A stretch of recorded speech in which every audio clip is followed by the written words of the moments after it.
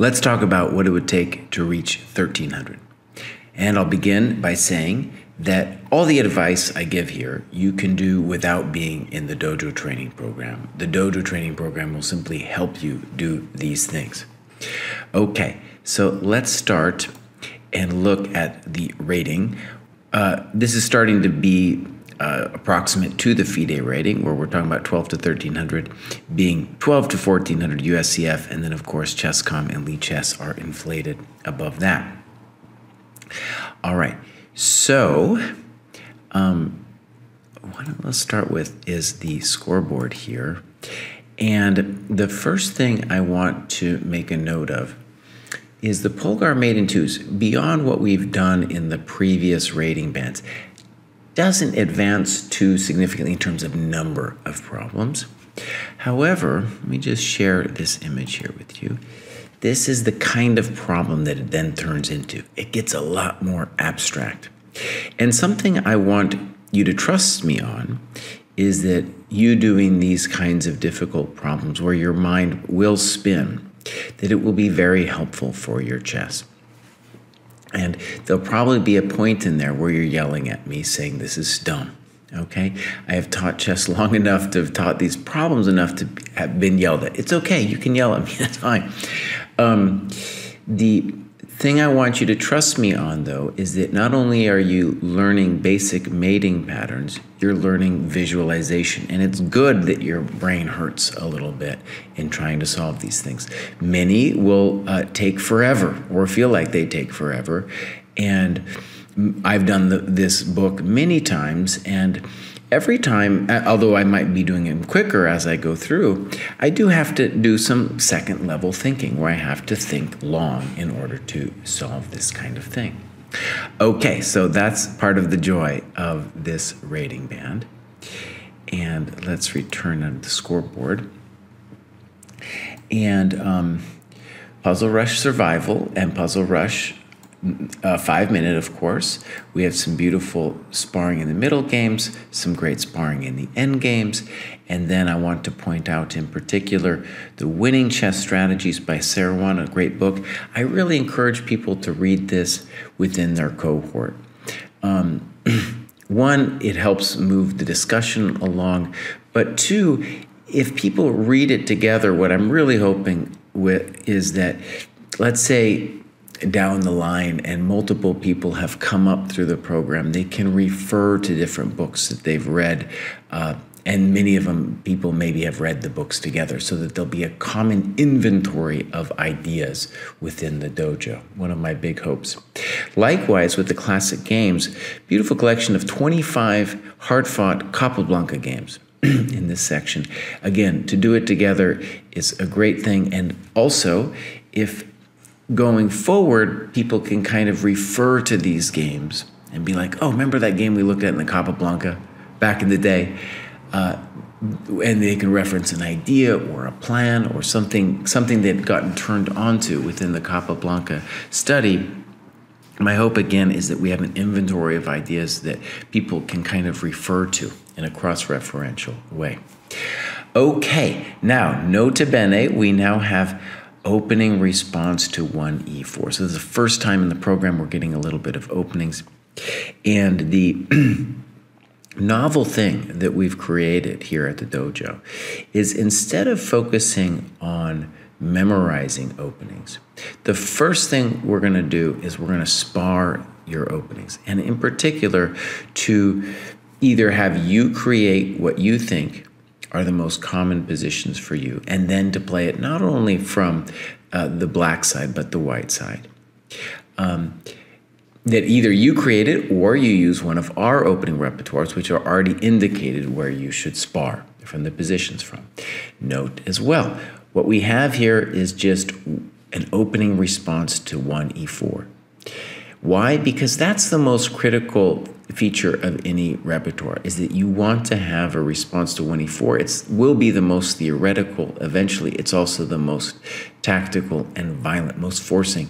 So this is, if you're going to start your opening study anywhere, this is where it should be.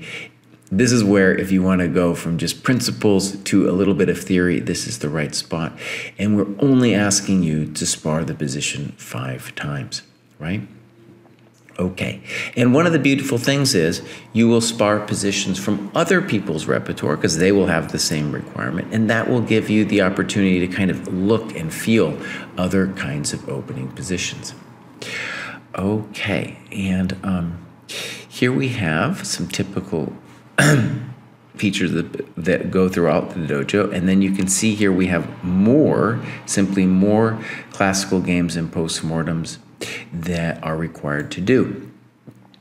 Why? It's a bigger journey. Each step that we go on here is a bigger journey, and if you imagine that the average rating was 750, already here we're getting to the point where we're in the 90th plus percentile of chess players in the world. So it's becoming more competitive, and therefore the work needed to be done becomes also a little bit more. And it also becomes a little bit more substantive and interesting, at least in my opinion. Okay, so I want to look at a game and talk about the program using the game as an illustration. So here we have a game from Fesklo, Feskslo, I'm not sure I'm pronouncing it right. In any case, he is black. Let's look at it from his point of view. And there are several things about, first, the opening that I wanted to point out, or how to approach the opening that I want to point out. But secondly, I want to say these annotations are great. And I just want to show everybody what people are doing. I am not picking these games like by who has the best annotations. Honestly, I'm going into the database of games submitted. There are hundreds of them now, and it's only been a month, and we're getting great annotations. What do I want in the annotations? Time spent, just in terms of clock. Some ideas. What are the critical positions? What are the main variations? What are the evaluations? And this game checks all those boxes. So let's get into it.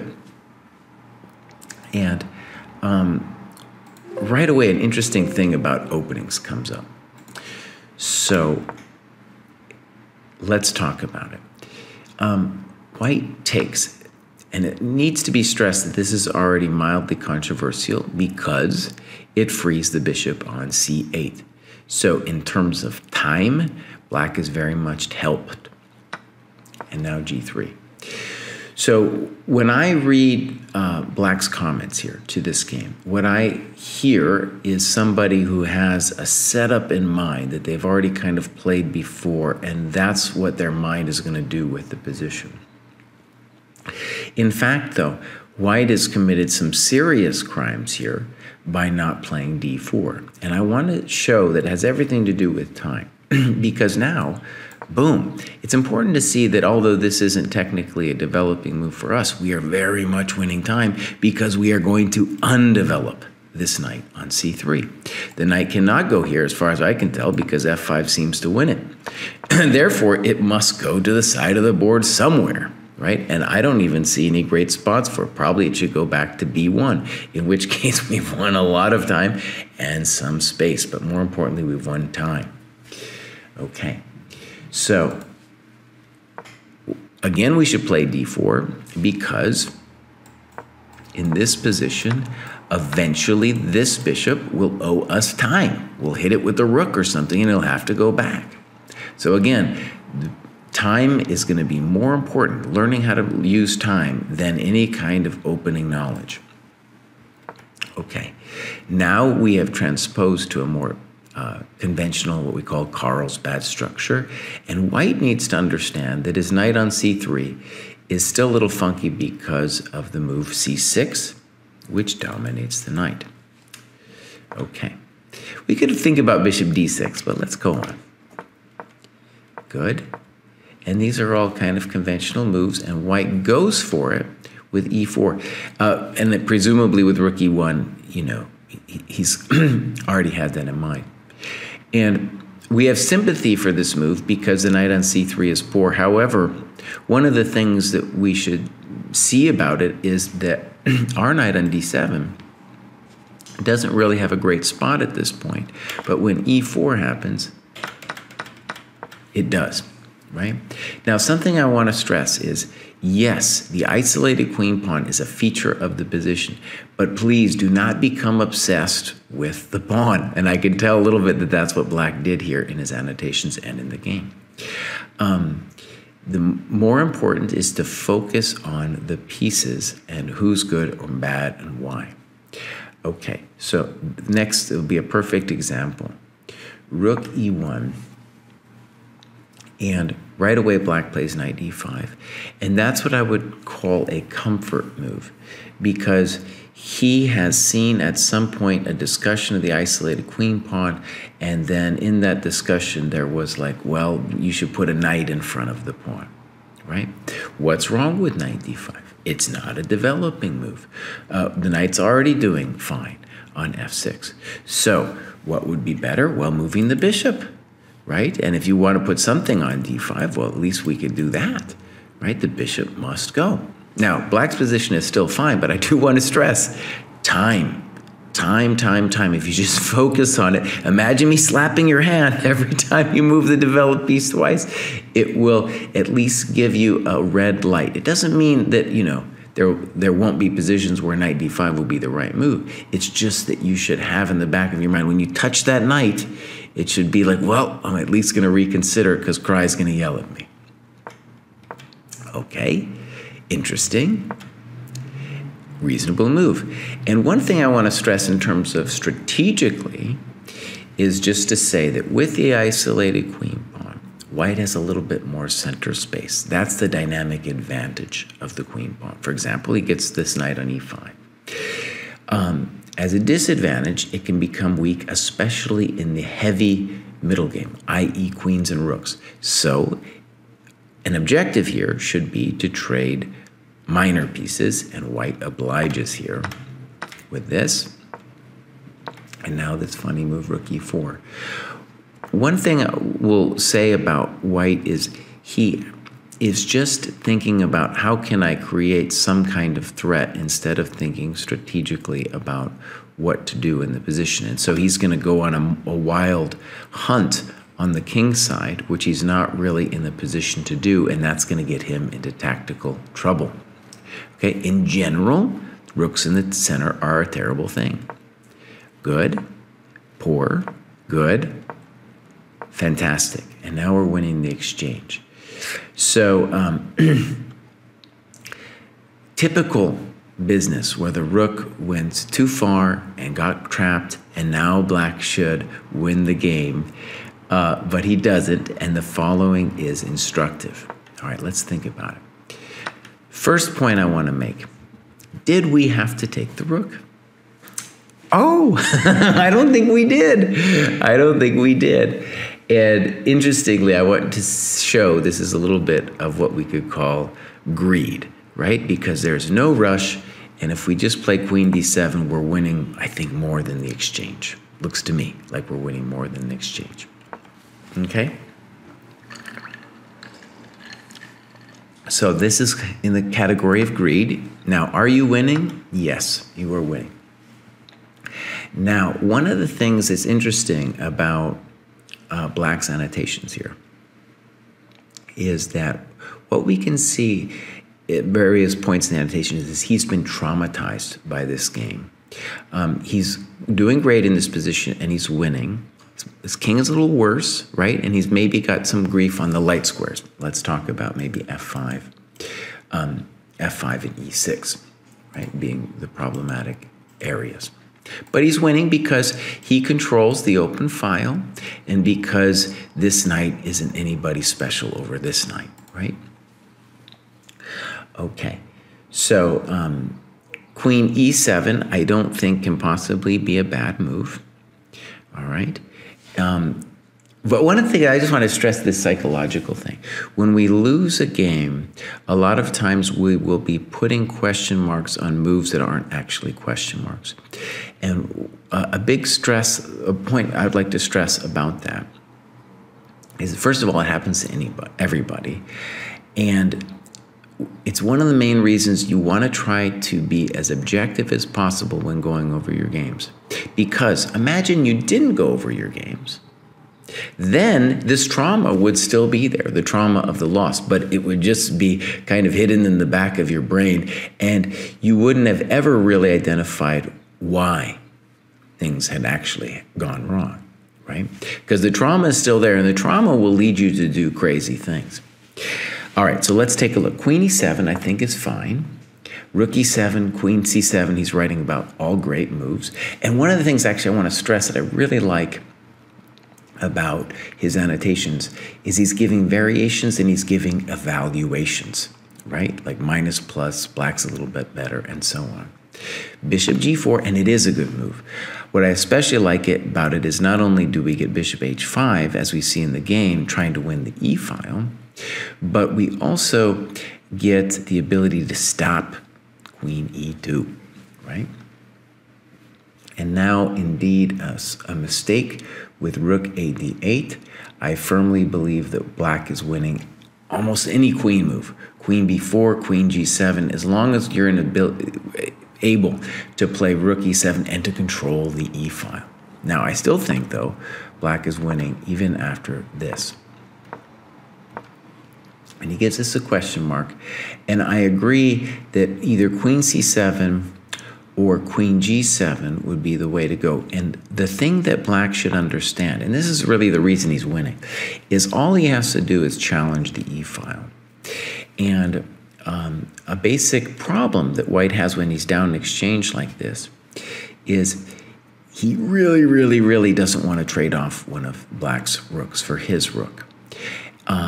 Because the whole reason maybe white can get a little bit of play, and this happens in the game, is that his bishop, rook, and knight are all doing different things in beautiful ways and maybe working together, whereas the black rooks are doing the exact same thing, right? So if he goes like plays for in any way, rook d7, rook e7, white will be obliged to give us the e file, and that is not what he wants. So for example, he says white has a clear advantage. I still think white's lost. So, but I want you to see that that evaluation, that is psychological, because he feels he's already lost. In fact, he's gone a little bit of astray, but it's not that bad yet. Okay, queen d7, and white again plays rook e4. Notice that he's kind of rook e4 doesn't make a lot of sense to me, but he is going through the motions of his previous rook lift, right? Now, h6. And this is the one maybe I'd like to yell at black the most. The main reason is the loss of time. So if we do anything, queen c7, queen g7, and then prepare rook d7, rook e7, I think we're fine. We're fine. And h6 is so weird because it gives white a full tempo to start trying to at least do stuff. Excuse me. The other thing it does, of course, is it weakens the light squares, right? Okay, so let's get into it. h6, h4, okay, b5. And we could have and should have maybe played this move earlier.